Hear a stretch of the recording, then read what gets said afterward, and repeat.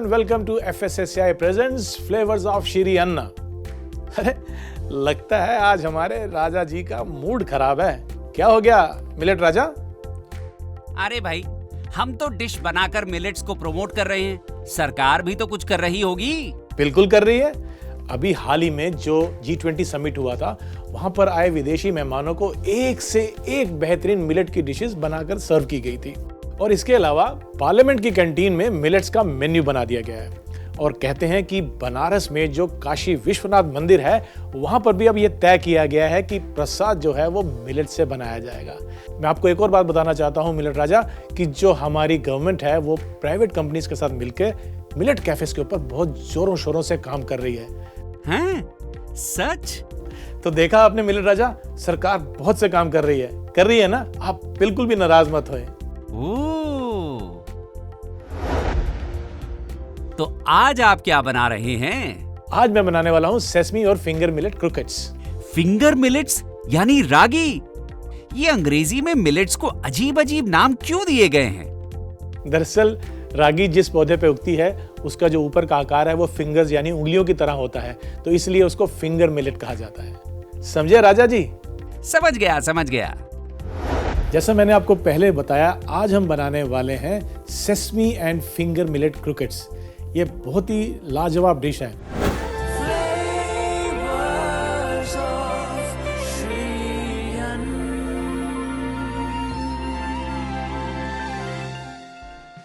दरअसल क्रोकेट्स क्या होता है, ये एक तरह का सिलेंड्रिकल, चाहे वो वेज हो या नॉन वेज हो, एक सिलेंड्रिकल पीस होता है जिसको डीप फ्राई करके बनाया जाता है। तो हम यहाँ पर इस्तेमाल करेंगे आज फिंगर मिलेट्स यानी कि रागी, और साथ में कुछ सब्जियाँ, और बनाएंगे ये एक फ्रेंच डेलिकेसी लेकिन हमारे रागी मिलेट्स के साथ। तो सबसे पहले हम क्या करते हैं, एक पैन में थोड़ा सा घी गर्म करके कुछ सब्जियों को सौटे कर लेते हैं। तो पैन गर्म होते ही सबसे पहले हम उसमें डालेंगे बारीक कटा हुआ प्याज। अगर आप प्याज नहीं खाते हैं तो इस रेसिपी में आप प्याज को छोड़ सकते हैं। इसे थोड़ा सा हम सौटे करेंगे। यहाँ पर सब्जियां हमने सिर्फ सौटे करनी है, ना कि पकानी है, ताकि उनका क्रंच भी रहे लेकिन हल्की सी वो नरम पड़ जाए।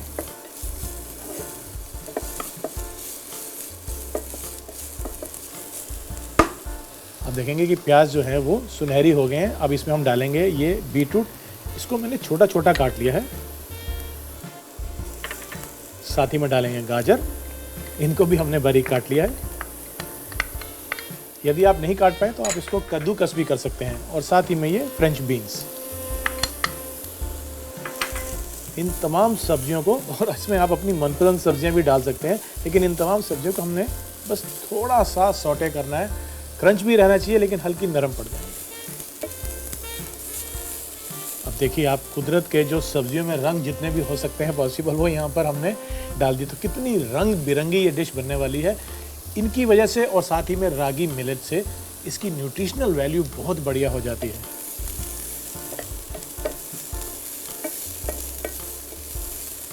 बस 1 से 2 मिनट हमने इसको सौटे किया और इसको हम हटा लेते हैं और यहाँ पे रख लेते हैं।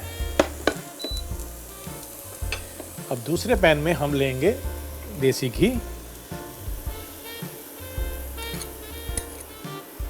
और इसको भी गर्म होने देते हैं। और घी के गर्म होते ही इसमें हम मिला देंगे ये फिंगर मिलेट फ्लावर यानी कि रागी का आटा। और आटा डालने के बाद हमने इसको मिक्स करना है और धीमी आंच पर इसको पकाना है, ताकि जो रागी के आटे का कच्चापन है वो दूर हो जाए।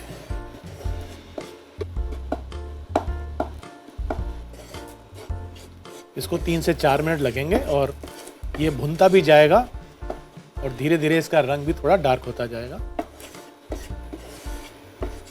इसका टेक्सचर भुनने के बाद थोड़ा बालू जैसा होता है, थोड़ा कोर्स, थोड़ा रफ रहता है। हमने इसको भून लिया है और एक महक सी जब आने लग जाती है, इसका कच्चापन जब दूर होता है, तो इसकी एक कैरेक्टरिस्टिक स्मेल जो होती है वो आना शुरू हो जाती है। लीजिए, रागी का जो आटा है वो अच्छे से भुन चुका है। अब इसमें जो सब्जियां हमने सौटे की थी वो इसमें मैं मिला लेता हूँ। ये सब्जियां जो कि अब थोड़ी सी नरम भी पड़ चुकी हैं, ये इनमें मिला लेते हैं।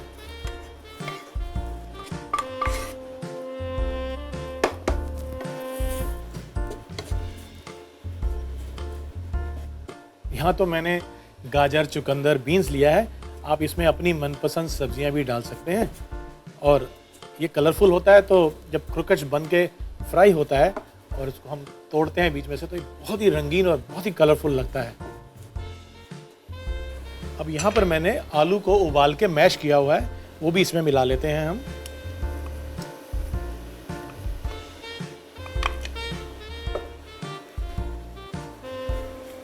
इनको मिक्स कर लेंगे। इन तमाम चीज़ों को मिलाते हुए, जैसे आटा गूंथते हैं वैसे ये एक गूंदा हुआ मिक्सचर तैयार हो जाएगा।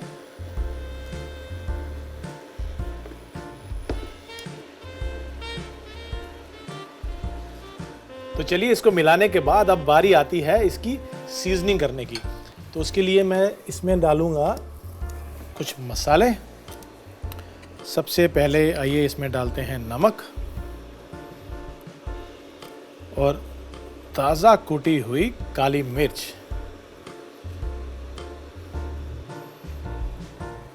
और यदि क्रोकेट्स के मिक्सचर में नटमेग यानी कि जायफल डाल दिया जाए तो इसकी खुशबू और बेहतर हो जाती है, पर चुटकी भर ही डालना है, ज़्यादा नहीं। तो इसमें हम डाल देंगे ये नटमेग और इसको फिर से एक बारी हम मिक्स कर लेंगे।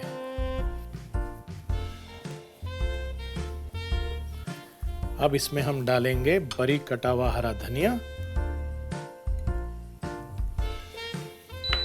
और हरी मिर्च। क्योंकि हमने काली मिर्च भी डाली है तो आप चाहें तो हरी मिर्च थोड़ी कम भी डाल सकते हैं।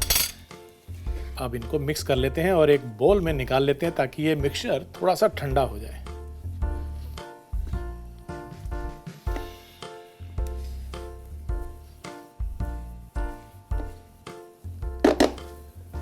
यहाँ पे हम एक बोल लेते हैं और ये मिक्सचर हम इसमें निकाल लेते हैं।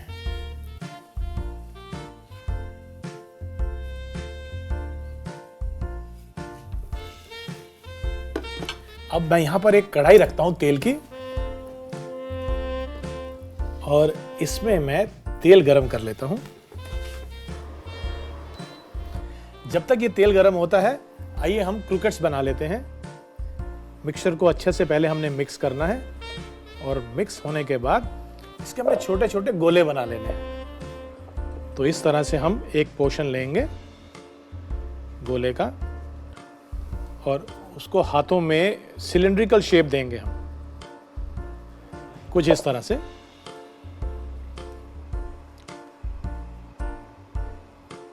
तो इस तरह से इसको हम शेप देंगे एक सिलिंड्रिकल और इसको एक प्लेट में ऐसे निकाल देंगे। देखिए, हम जो मिलेट्स की डिशेस बना रहे हैं, तो मैं आपको बता दूं या याद दिला दूं कि मिलेट्स के बहुत फायदे हैं। अब मिलेट्स की जो फसल है, इसको उगाने से ही पोल्यूशन कम होती है, तो ये हमारे क्लाइमेट चेंज के लिए भी बेहतर है और हमारी फूड सिक्योरिटी के लिए भी बहुत बढ़िया चीज़ है। क्योंकि जो मिलेट्स है ना, ये किसी भी भूमि पे, जैसे कि जहाँ पानी कम हो, जहाँ थोड़ी सी जो भूमि है वो ज़्यादा उपजाऊ ना हो, वहाँ पर भी इसकी फसल उग जाती है। तो ये किसानों के बड़े हित में है। तो मिलेट की पैदावार में ही हमारी सबकी भलाई है। तो ये लीजिए, हमने मिलेट्स के क्रोकेट बना लिए हैं और ये है लास्ट क्रोकेट का पीस। इसको भी हम बना लेते हैं इस तरह से।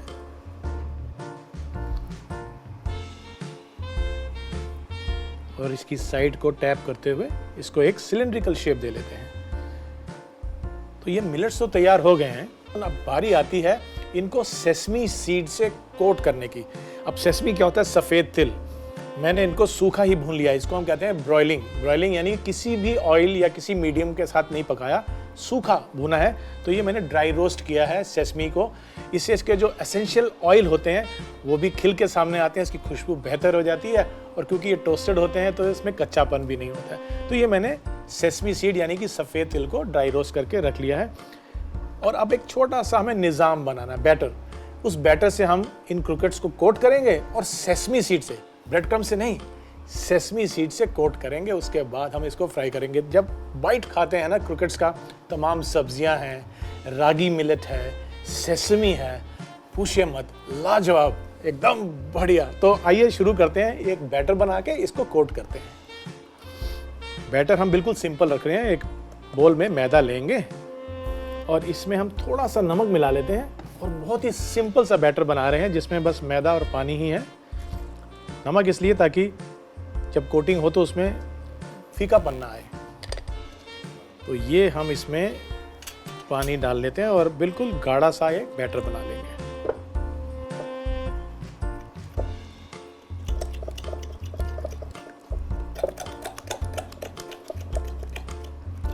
जब एक बार गाढ़ा बैटर बन जाए फिर उसकी कंसिस्टेंसी हम थोड़ी सी पतली कर सकते हैं। अब इसको थोड़ा सा हम पतला करेंगे।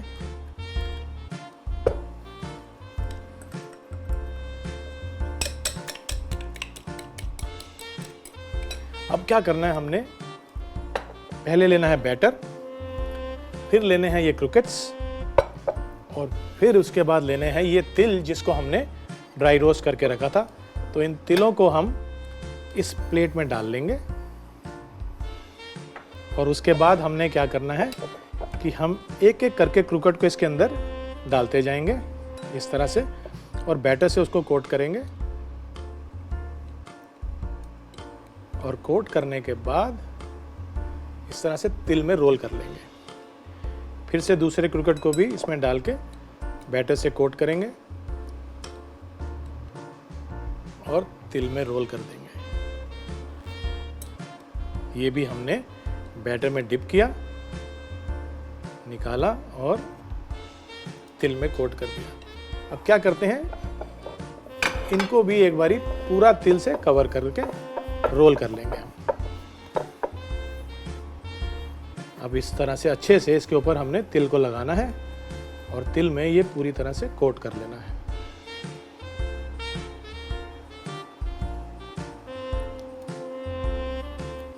और इसी तरह से हम बाकी के जो क्रूकेट्स हैं उनको भी बैटर में डिप करके तिल से कोट कर लेंगे। कोट करने के बाद इसको अच्छे से सेट होने के लिए हमें इसको 10 से 15 मिनट फ्रिज में रख लेना चाहिए। उससे जो सेसमी है वो अच्छे से इसके ऊपर बाइंड हो जाते हैं और फ्राइंग के समय फिर वो छूटते कम हैं। तो इसको हम एक प्लेट में निकाल लेते हैं और फ्रिज में रखते हैं। तो लीजिए, क्रूकेट्स को मैं फ्रिज में से निकाल के ले आया हूँ। तेल तो हमारा गर्म है, तो आइए इसमें ये क्रूकेट्स डाल देते हैं और इसे सुनहरी होने तक फ्राई कर लेते हैं।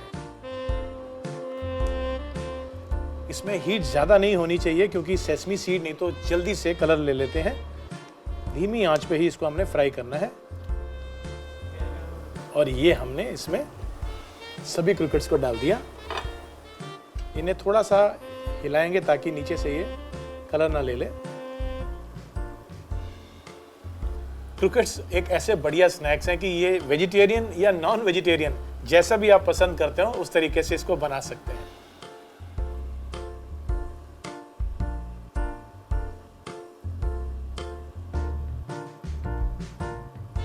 और जैसे ही क्रूकेट्स के ऊपर हल्का सुनहरी रंग आने लगे उसको एक शेड पहले ही हमें इसको निकाल लेना चाहिए क्योंकि ये धीरे धीरे जल्दी से ब्राउन होना शुरू हो जाते हैं। और वैसे भी जो सेसमी सीड्स हैं हमने उसको टोस्ट किया हुआ था।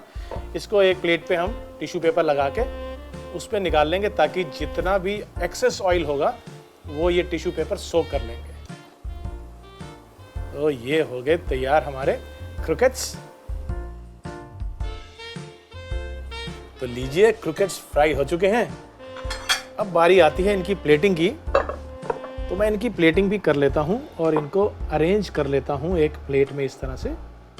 और जब तक मैं इसकी प्लेटिंग करता हूं आप इसका एक रिकैप देख लीजिए क्योंकि अभी आपको ये बनाने हैं। मैं तो इनको खा के इसका मज़ा ले लूँगा, आपको इनका मज़ा लेने के लिए बनाना पड़ेगा। तो आप रिकैप देखिए, मैं प्लेटिंग तैयार करता हूँ। सेसेमे एंड फिंगर मिलेट क्रॉकेट्स बनाने के लिए सबसे पहले एक पैन में 1 चम्मच घी और बारीक कटा हुआ प्याज डालकर भून लें। प्याज सुनहरी होने पर इसमें बारीक कटा हुआ बीटरूट, गाजर, फ्रेंच बीन्स डाल के अच्छे से मिलाकर सौटे कर लें। अब दूसरे पैन में देसी घी डालकर गरम कर लें, फिर इसमें रागी का आटा डालकर भून लें। रागी भूनने के बाद इसमें सौटे वेजिटेबल्स डाल के मिला लें, फिर इसमें मैश्ड पोटैटो डालकर मिक्स कर लें। अब इसमें 1 चम्मच नमक, 2 चम्मच कुटी काली मिर्च, चुटकी भर जायफल डालकर मिला लें और इसमें बारीक कटा हुआ हरा धनिया और हरी मिर्च डाल के मिला लें और ठंडा होने के लिए एक बाउल में निकाल लें। अब एक कढ़ाई में तेल गरम कर लें, फिर मिक्सचर को अपनी मनपसंद शेप दें। एक बाउल में आधा कप मैदा, 2 चम्मच नमक और पानी डालकर बैटर बना लें। अब क्रॉकेट्स को पहले बैटर में डिप करके ड्राई रोस्टेड तिल से कोट कर लें और फिर सेटल होने के लिए फ्रीजर में रख दें। एक कढ़ाई में तेल गरम कर लें और बने हुए क्रॉकेट्स को कढ़ाई में डाल के सुनहरा होने तक पकाएं। प्लेटिंग के लिए एक प्लेट में सभी क्रॉकेट्स को निकाल लें और अपने मनपसंद डिप के साथ गर्मा गर्म परोसें।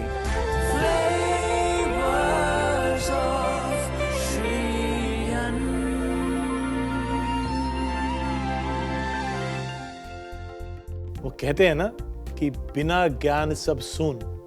तो आइए इस सूनेपन को खत्म करते हैं और करते हैं ज्ञान की बात।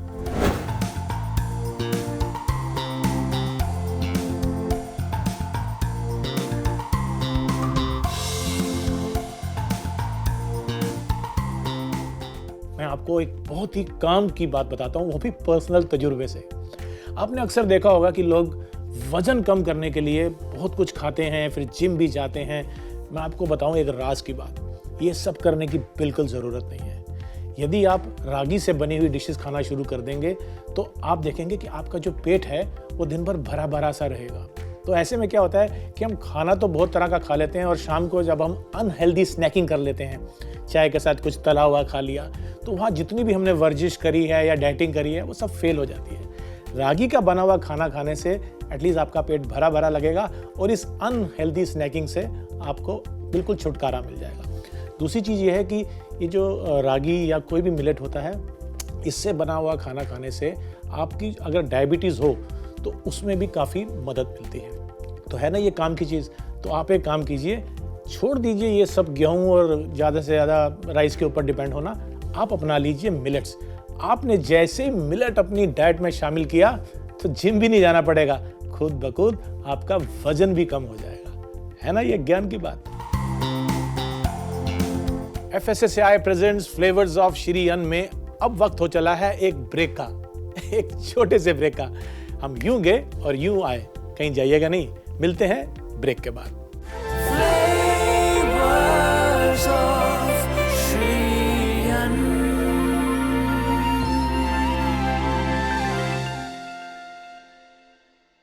Hello and welcome to FSSAI presents flavours of Shri अन्न।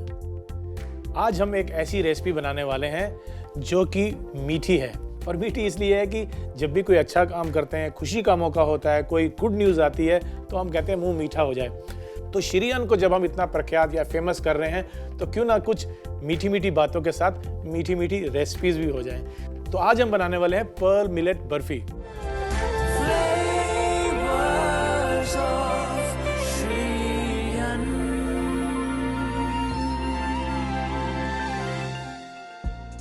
पर्ल, ये पर्ल मतलब मोती, मोतियों जैसे दिखने वाला बाजरा, उसके आटे से हम बनाएंगे बर्फी। तो क्या आप जानते हैं कि जो बर्फी शब्द है ये उर्दू और पर्शियन में जो बर्फ होती है उससे बना है। बर्फ यानी कि सफ़ेद स्नो की तरह एकदम फज होती है ये बर्फी, लेकिन हम इसको बना रहे हैं बाजरे के आटे से, इसलिए इसको हम कहते हैं बाजरे की बर्फी या फिर पर्ल मिलेट बर्फी। तो इसके लिए मैंने पर्ल मिलेट यानी बाजरे का आटा लिया हुआ है। लेकिन सबसे पहले हम एक कढ़ाई या एक पैन में घी ले लेते हैं।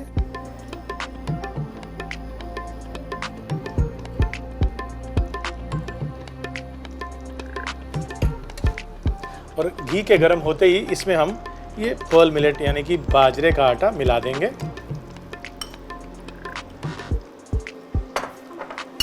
और इसको मिक्स कर लेते हैं।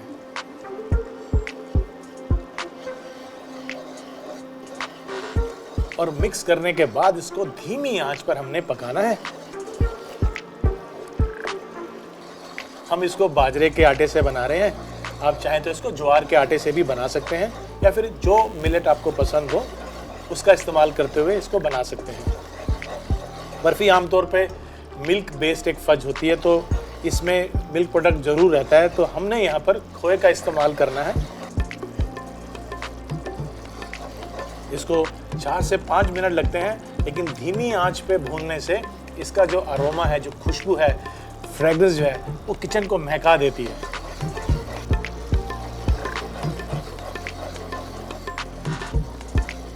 बाजरे के आटे से तो हम कई रेसिपीज बनाते हैं। आज भी हमारे गाँव में और छोटे शहरों में बाजरे का काफ़ी इस्तेमाल होता है और ये माना जाता है कि बाजरा जो है वो हमारे इंटरनल जो ऑर्गन्स हैं, लंग्स और किडनी, इसके लिए बहुत ही अच्छा होता है और हमारे डाइजेस्टिव सिस्टम को भी ये मजबूत रखता है।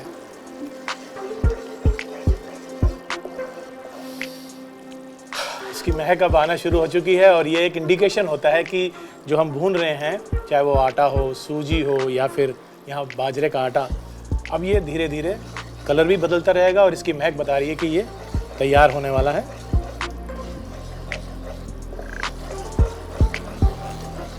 बाजरे के फ़ायदे तो हम आपको कई बार बता चुके हैं, लेकिन ऐसा भी माना जाता है कि बाजरे में कुछ ऐसे कंपाउंड्स होते हैं जो हमारे ब्रेन के फंक्शंस के लिए बहुत अच्छे होते हैं। यहाँ पे बाजरा भुन चुका है, अब इसमें हम गुड़ मिलाएंगे। इस गुड़ को मैंने थोड़ा थोड़ा क्रश कर लिया है मिलाने से पहले।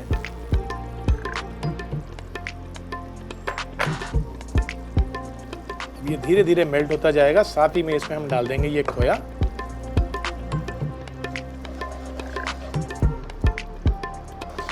और गुड़ के थोड़ा सा मेल्ट होते ही इसमें हम खोया मिला देंगे।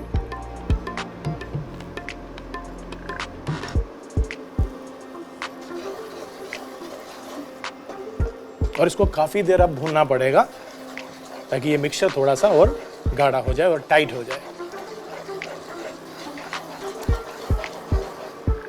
जब खोया अच्छे से मेल्ट हो जाएगा गुड़ के साथ मिलके, वो एकदम ऐसे स्मूथ सा टेक्सचर जब आ जाएगा, इसको 10 मिनट के करीब लगेगा, तब ये इंडिकेशन है कि अब ये तैयार हो चुका है और इसको हमने अब ट्रे में या थाली में डाल के सेट करना है। तो बंद करते हैं इंडक्शन को और मिक्सचर को हम ट्रांसफ़र कर लेते हैं एक ट्रे में या थाली में। मेरे पास ये ट्रे है, इसमें मैंने नीचे थोड़ा सा देसी घी लगा लिया है, तो ग्रीस कर लिया है और ये मिक्सचर मैं इसमें ट्रांसफ़र कर दूंगा।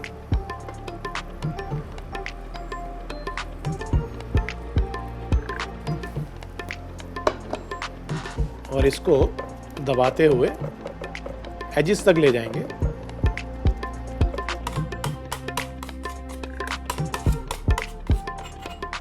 साइड्स को बराबर करते हुए एकदम समतल कर लेंगे इसको।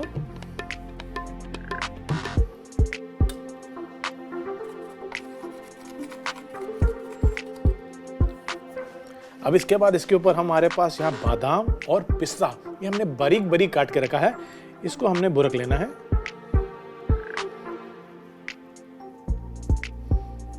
और चारों तरफ हमने कवर कर लेना है बर्फी को इस बारीक कटे हुए नट्स के साथ। तो बस इसको अब सेट करने के बाद हमने जो नट्स डाले थे उसको भी हल्का हल्का टैप कर देते हैं ताकि वो भी इसमें अच्छे से सेट हो जाए, अंदर चले जाएं थोड़े से। अब इसको हमने ठंडा होने के लिए रखना है, थोड़ी देर ठंडा करेंगे, उसके बाद मन चाहे आकार में इसके हम पीसीस काट सकते हैं। अब बारी आती है इसको काटने की, लेकिन उससे पहले थोड़ा सा इसको डेकोरेट कर लेते हैं और मैं लेता हूँ ये चांदी की वर्क। इस तरह से हल्के हाथों से हम इस पे वर्क लगा देंगे।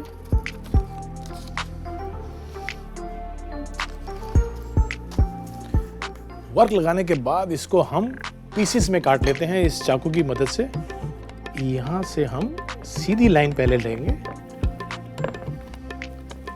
ये लीजिए हमने एक और लाइन, और इसी तरह से हम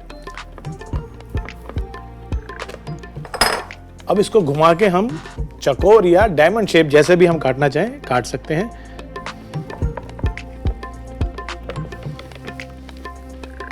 और ये जो साइड की एजेस हैं इसको हम हटा देते हैं।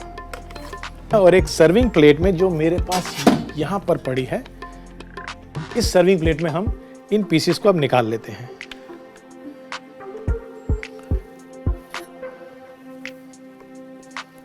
और इसी तरह से मैं इसको अरेंज कर लेता हूं, थोड़ा डायगोनल लगाते हुए। तो ये लीजिए, हमारी पर्ल मिलेट बर्फी यानी कि बाजरे की बर्फी तैयार हो चुकी है। और ये मेरा दावा है कि ये बर्फी आज तक जितनी भी आपने बर्फी खाई है उन सबसे ऊपर और सबसे बेहतर है।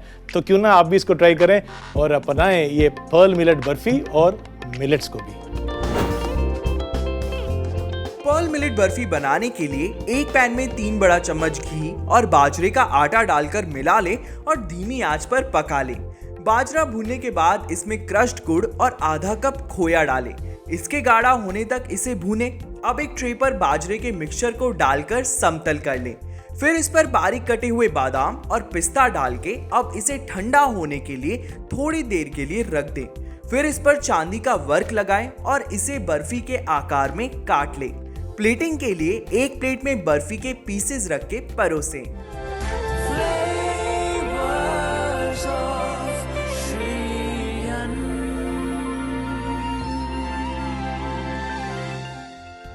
तो मिलते हैं अगले एपिसोड में एक और लाजवाब रेसिपी के साथ। तब तक के लिए श्री अन्न को अपनाइए और बीमारियों को भगाइए। Do take care of yourself. नमस्कार। Can we remove this please? No. ठीक है, मैं पीछे बोलता हूँ ये लास्ट लाइन। लास्ट लाइन ही बोलनी है ना सिर्फ पीछे। मैं आपको ऐसे बोलूंगा तो पास आ जाना उस समय। तो इस तरह से हल्के हाथों से हम उड़ रहा है। नहीं तो यहीं से अच्छा ठीक है, दोबारा लेते हैं जी। बस ये लास्ट है, इसके बाद तो थोड़ा सा सेटअप फिर चेंज होगा, ये सब हटा देंगे। हम कोशिश करते हैं अपना वजन कम करने की। उसके लिए हम तरह तरह के टेक टू खाली निकला हुआ पेज।